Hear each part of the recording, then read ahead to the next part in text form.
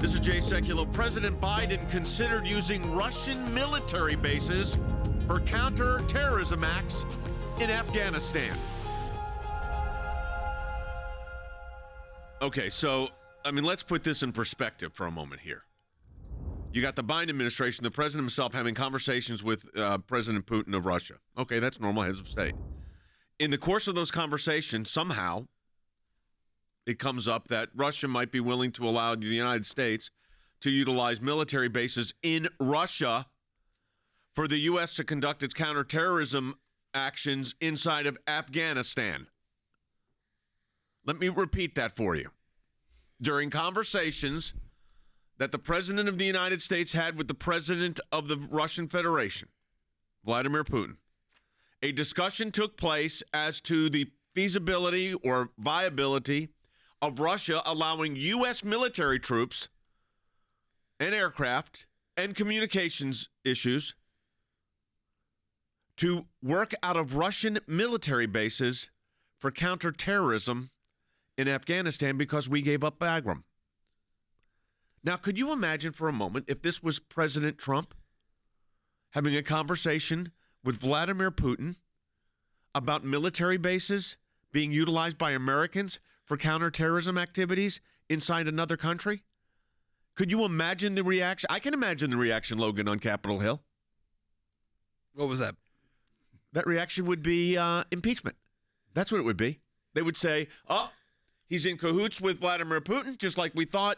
So if the president would have done this, President Trump would have done this, this would be, I promise you, I've been there, I could say it. This would be another one of their impeachment moves.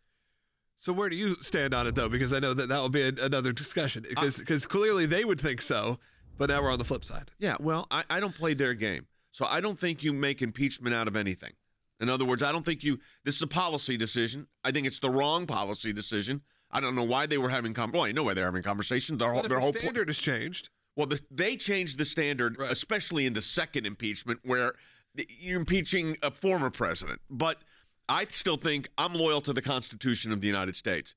But if the shoe was on the other foot here, does anybody that's listening to this broadcast think for a moment, Fan Bennett, that impeachment articles wouldn't be drafted? Clearly, the standard has changed. Jay, they'd be drafted already. They'd be heading to the floor of the House. I'm with you. I don't think it's an impeachable offense, but you do have to point out the political reality. The standard has to be the same from one president to the other. And one other thing I would tell you, Jay, it's another very firm tally on the side of abandoning Bagram being a catastrophic mistake, because these are the conversations that took place in the wake of that. Oh, of course. The whole thing is ridiculous. You think about this for a moment. But we're going to get into this whole conversation. And then our senior military officials are talking to their Russian counterparts, folks.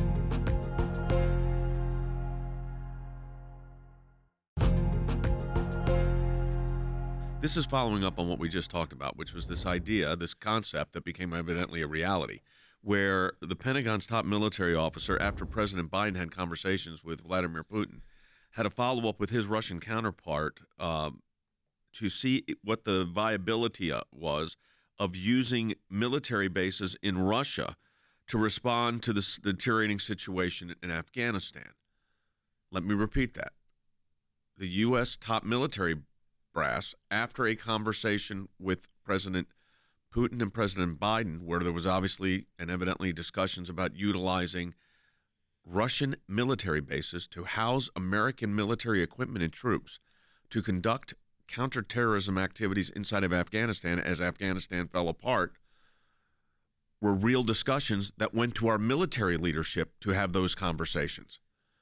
Now, what makes this so unique is also at the very same time we find out that General Milley is not really consulted until after the fall of Kabul in Afghanistan. But we were considering using Russian bases. Take a listen to this exchange. General Milley, Joe Biden has said that it was the unanimous recommendation of the Joint Chiefs that we not maintain a military presence beyond August 31st. We've heard testimony to that effect today as well. When was that unanimous recommendation sought and presented to the President? You're talking about the 31 August? Yes, the 31 August deadline for getting out of on here. 25 August, I was asked to make an assessment and provide best military advice on... I'm sorry, my time is limited here. Okay. You gave me the answer that I needed to hear. August 25th? That's correct. Kabul fell on August 15th. That's correct. You were not asked before August 25th? 16th.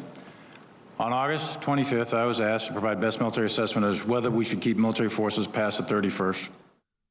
I mean, this to me is incredible. So, Wes, Colonel Smith, what in the world were they thinking?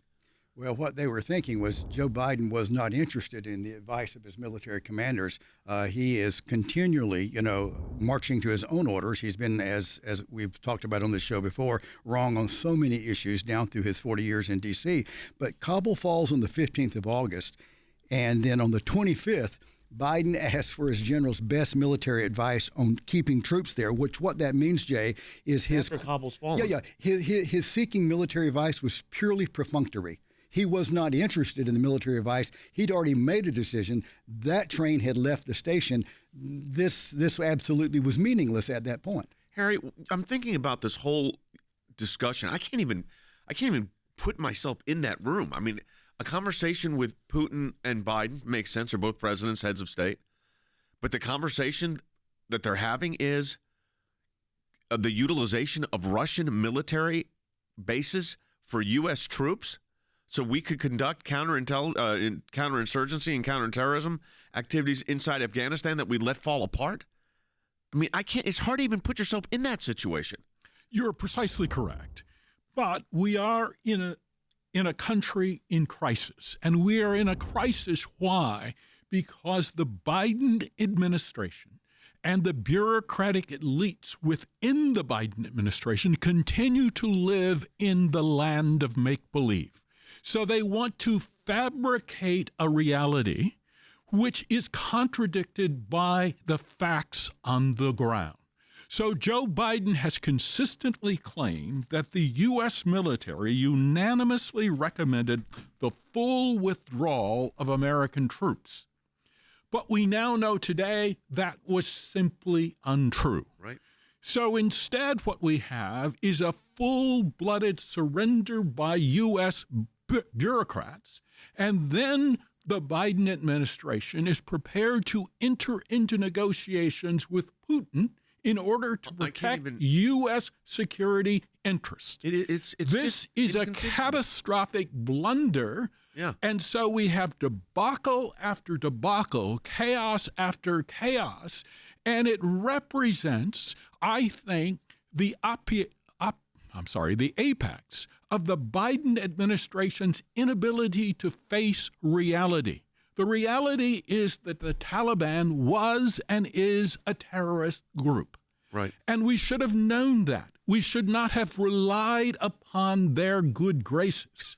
And so now we have up to 4,000 Americans left behind in Afghanistan. Those are reports. We're waiting for the answer on that, but there are reports that 4,000, up to 4,000. Secretary Austin can neither confirm nor deny those reports.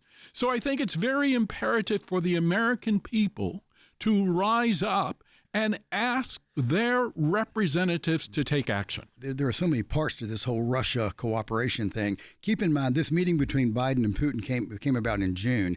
And at that meeting is when reports are that President Putin told Biden he would not allow us to use any of the stands around there, to which we've given billions of dollars of aid and still cooperate with them, that we could not put our bases there. But, oh, by the way, Joe, I'll allow you to put bases in Russia and in Russian bases around for this counterterrorism mission. Keep in mind that several years ago, Congress passed a law that forbids direct cooperation between the Russian military and the U.S. military unless the Secretary of Defense gives a waiver, because there are risks involved in that, including, as you alluded to, Jay, when we put U.S. technology and weapons and our most sensitive communications equipment on a Russian base, we put ourselves at risk. This is absolutely crazy. I can't even believe they're entertaining this. I can't believe they had the conversation, frankly. And Than, I follow up with you on this. It looks like the Democrats on Capitol Hill can't believe it either, actually.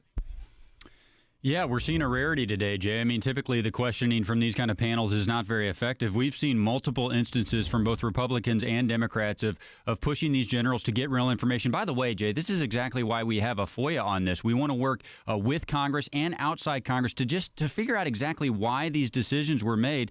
And just a short list of what we've learned today, Jay. I mean, we know now that the military knew that the Taliban was this big of a threat and that they might take over this quickly, and that they told the President of the United States this, and he made that decision anyway. We know that the generals thought that the drawdown this quickly was a mistake, that they told the president that. And Jay, the point that you're alluding to, Senator Cant is insisting that he get a direct answer this afternoon from the generals of their best assessment of how many Americans are left in Afghanistan. I remember a couple of weeks ago, Jay, you and I had a conversation. I said, there's a staff member in the room that has that number. They just don't want to give it to Congress. There was an exchange today where Senator Cant said that, and he said, if you don't tell me this afternoon, there's going to be a price to pay. Well, I'm going to play that right now. I'm going to ask the question during my second round of questions after lunch, and with the number of staff who are here in this room and in the ante room, we ought to be able to get an answer. And if we can't, it will suggest to the committee, and I don't think you want to suggest this to the committee, that you don't want to be responsive to that question, or that you don't talk to the State Department, or that the number of Americans in Afghanistan is something that you're indifferent to. I don't think any of those are true, so I'll ask the question again after lunch, and I hope we can get an answer. Tim Kaine, Democrat from Virginia, former VP candidate with Hillary Clinton. Yep, absolutely. So you have a lot of people. I said this is one of the few bipartisan times that a lot of people are speaking out, at least certain people. I think people are shocked, actually. Yeah, let's go to a phone call. Let's go to Roberta in Colorado, line 2. Hi, Roberta. Hi, I just wanted to say there comes a point when we say nothing shocks me anymore. This shocked me. And I don't like this position I'm in right now. I don't like that feeling that nothing can shock me anymore. This is horrible. Well, listen, I when I saw this morning, you say, okay, can we verify this, that this is for real? Because the first reaction, Logan, was this can't possibly be real. Yeah, it just sounds like a one of the clickbait headline. Doesn't feel like something that when you really get down to it, it's real. Clickbait headline is. Well, you get something that's partially true, true enough to get you to click and read, and then you get down to the 8th paragraph, and you're like, oh, there's what I was looking for, and it's not really there. It's like, well, maybe this one is pretty much verifiable that this is happening. They pretty much confirmed it in this conference that at least the conversations happened. Well, not just the conversation, Wes, but the conversation then went from the heads of state to the heads of military. Yeah. They are serious about this. I think they're a little embarrassed, and probably some of these generals do not want to do this either. Biden's the commander-in-chief, so they control the military.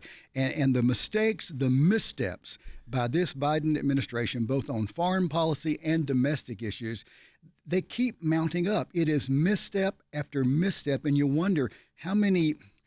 I don't mean to be disrespectful, but how many boneheaded decisions can you make and continue to operate? I mean, I go back to it, and we only have 58 seconds left in the segment. Could you imagine if President Trump would have had these conversations with Vladimir Putin, what the reaction of the left would have been? I mean, just think about that for a moment. Russian collusion? Collusion? How about, that's not collusion. That's like Russian partnership. And not just in economic matters, but on our military. And quickly, the danger that could have posed to our equipment and to our assets. We would be compromised by this simple act if it took place and we put our equipment and troops and sensitive material on a Russian base. All right, we're going to be joined by Rick Cornell when we come back from the break.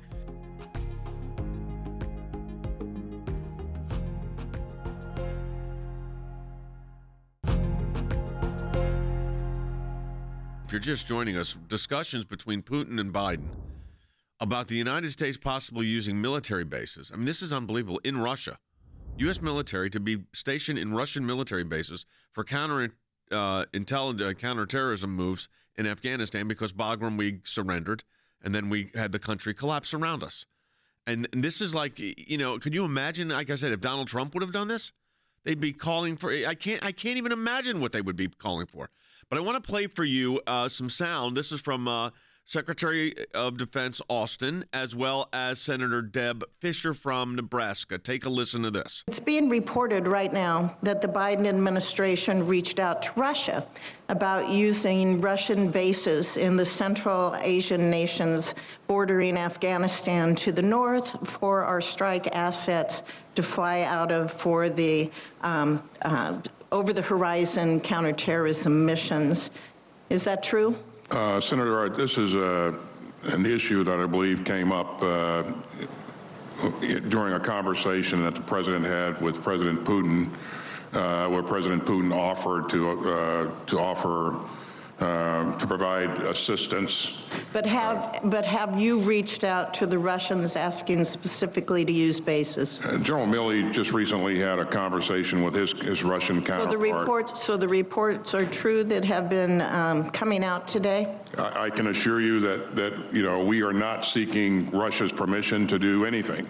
But I believe, and General Milley can speak for himself, but I believe that he asked for clarification on what that offer was. With no disrespect to Secretary of Defense Austin, the last thing he said did not answer the question. It had nothing to do with whether we were asking permission. The question was, Rick Rennell, whether we were in dialogue with the Russian government and military to see if we could establish U.S. presence on Russian military bases to conduct counterterrorism inside of Afghanistan, because the Biden administration completely bungled the job. To me, Rick, you were the director of national intelligence. This is insanity. Absurd. Yeah, look, I don't care what the details would have been about joining forces with the Russians. It doesn't matter what we asked and what they agreed to. This would never have been an option in the Trump administration. I would have never approved this. President Trump would have never approved this. Robert O'Brien, the national security advisor, would have never approved this. And let me be clear, Jay, we wouldn't have even tried. We wouldn't have even tried to have a conversation with the Russians about joining them on their base with U.S. military to do something in Afghanistan, anything. It's absurd. It's also an admission, let's be very clear. It's an admission that we didn't know that it would be so bad. The U.S. military leadership, the political leadership, did not know that it would be so chaotic closing Bagram that they were scrambling to figure out, okay, who's still there and who can we join? And it's just a signal that the political leadership at the Pentagon and at the White House have really messed this up, and they're scrambling to cover their tracks. Some of the military, Rick, is defending themselves. And, General Milley said he was not consulted until August 25th, after Kabul had already fallen. But listen to this also. This is General Milley. I mean, they're covering look, they got to cover themselves here. This is Bite 20. We must remember that the Taliban was and remains a terrorist organization, and they still have not broken ties with al-Qaeda. I have no illusions who we are dealing with. So, he's saying this because, as was reported, we were in cooperation with the Taliban. They didn't call them colleagues, but it was something. What was the word they used, Rick? Yeah, very businesslike. Very businesslike terrorist organization. So put that on top of what we're talking about now, that we were going to utilize Russian military bases possibly as a counterterrorism move inside of Afghanistan. And it tells me that this was a complete, not only blunder, but would have put American military assets and our technology at tremendous risk. Oh, for sure. I mean, I don't think a single person in the intelligence community, career officials or political people, would have approved this during the Trump administration. I highly doubt any career people are saying that this is a good idea. We have intelligence officials who constantly leak on the Russia team every little detail. And I'd like to know from the political leadership what they were briefed on by the career officials for this idea, because I can guarantee you they were briefed that it wasn't a good idea. Let me also just add one thing here, Jay. The Milley admission that the Taliban is still a terrorist organization really is a troubling point when you see that this is the group of people that handed over to the Taliban a list of American names to help. I know. That should be illegal if they're admitting that they're still a terrorist organization and then handing them over a list of Americans. Yeah, a list of Americans and a list of Afghanistan workers that were aiding the United States. I mean, Rick, I'm trying to get my head around this. What were they think? Well, of course, we gave up control of the airport in Kabul. That was a big mistake. We gave up Bagram. That was a huge mistake. We drew down without having the necessary checkoffs. That was a big mistake. But then, as you just said, the idea that we would give a list of Americans and Afghanis that were helping the United States to the Taliban so they could get through the checkpoints. What in the world were our leaders thinking, including our... Listen, I don't want to attack the military, but boy, it raises a lot of questions, Rick. Look, one thing that's clear is that the military leaders, the political appointees that we're watching today, are scrambling to cover their tracks. They are not going to be forced to resign by Joe Biden. There needs to be pressure from the Senate to say, we do not have faith in these individuals. And certainly we know the American people have already voiced that they do not have faith in these military leaders. The crisis of credibility is a very serious issue right now. Yeah, I'm wondering also, last question for you, and that is, there are reports, and I hope these are not true, but Senator Cant, a Democrat from Virginia, is asking this question, that there may be upwards of 4,000 Americans still left in Afghanistan. And he said, I demand an answer after the lunch recess that they're on right now. That would be, yeah, go ahead. I saw that, and the fact that we're already here late September and we're still asking that question and we still don't have an answer is outrageous. Joe Biden obviously doesn't know what's going on, doesn't realize the details. Otherwise, he would be, apoplectic. There's no other explanation for ignoring the fact that Americans are still there.